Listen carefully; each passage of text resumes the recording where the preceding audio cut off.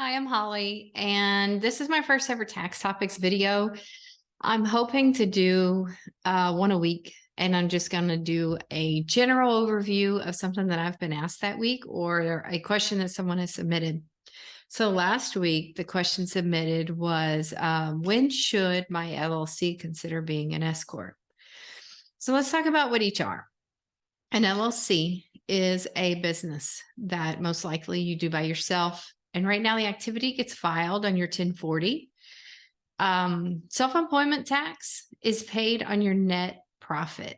You don't get it. You don't get a W-2. Your net profit is considered your wage.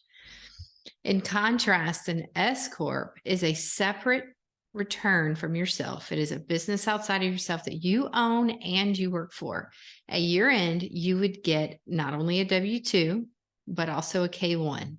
So all the income from this S Corp is going to flow through to your 1040, even though it files its own return.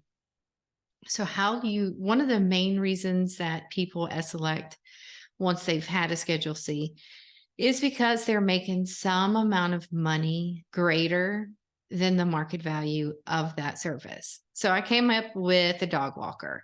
So let's say as a dog walker, you have the best clients in the best neighborhood in town, and your net profit is $200,000 and you're paying self-employment tax on $200,000.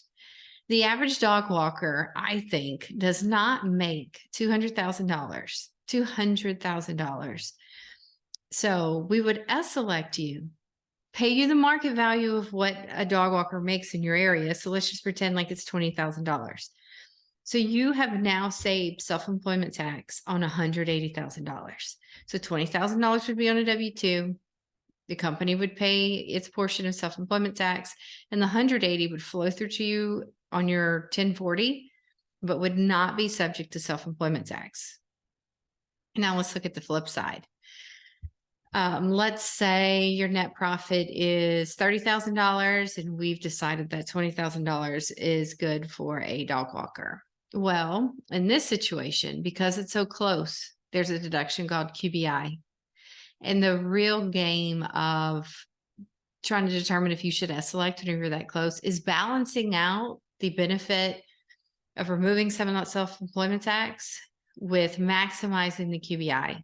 So it may be more beneficial to maximize the QBI on your 1040 than to only worry about wiping out that self-employment tax. And that's really whenever you should call me and we should talk about your situation independently, because everybody has a different tax situation, and the QBI takes into consideration the whole income on the tax return, not just the business. So again, this is just a general overview. So it's going to be really market-based value of your service. If you're nowhere near making the market value of your service, then it doesn't matter right now. Hopefully you'll get there, but right now it doesn't matter.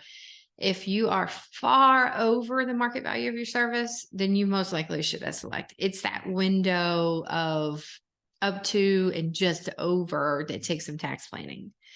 Another thing to consider whenever you're that close and you might want to select is now you have to file the fees for a second, more complicated return, which in turn makes your individual return more complicated. Also now, because you have payroll, you are filing payroll reports quarterly and preparing W-2s at year end. So there's some admin fees that will be included that will dig into the tax savings of getting rid of some of that self-employment tax that you need to consider. I did want to add this one last thing. There are times when no matter what, you do not want to select, and one of those times would be if you're in real estate. So in real estate, there's a difference between active and passive income. And typically it's passive income, which means no matter how much you make, you are not paying self-employment tax. If you pop some real estate into an S-Corp, you're on the hook for paying self-employment tax. You have created a tax liability for yourself that you otherwise would not have had because it is a real estate business. Another point is that if property stays in an LLC that does not select, or stays in an LLC that files as a partnership, whenever there is a partner who dies, the person who inherits that property gets the step up in basis of the value. So property appreciates rather quickly. And let's say your grandfather bought it for 20,000 and whatever amount of years have passed, and now you're inheriting it. Now it may be worth 120,000.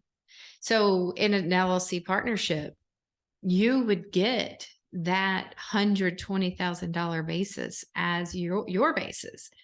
That is not the case in an SCorp. You would take on the basis of your grandfather, and you would have to pay, you might have to pay all the capital gains tax from his original basis to the selling date basis. All right, that's my general overview. If you have any questions, the easiest way to reach out to me is through my website, Holly Sexton CPA LLC. I hope to do these every week. If you have any questions or ideas for something for me to talk about, let me know. Thank you.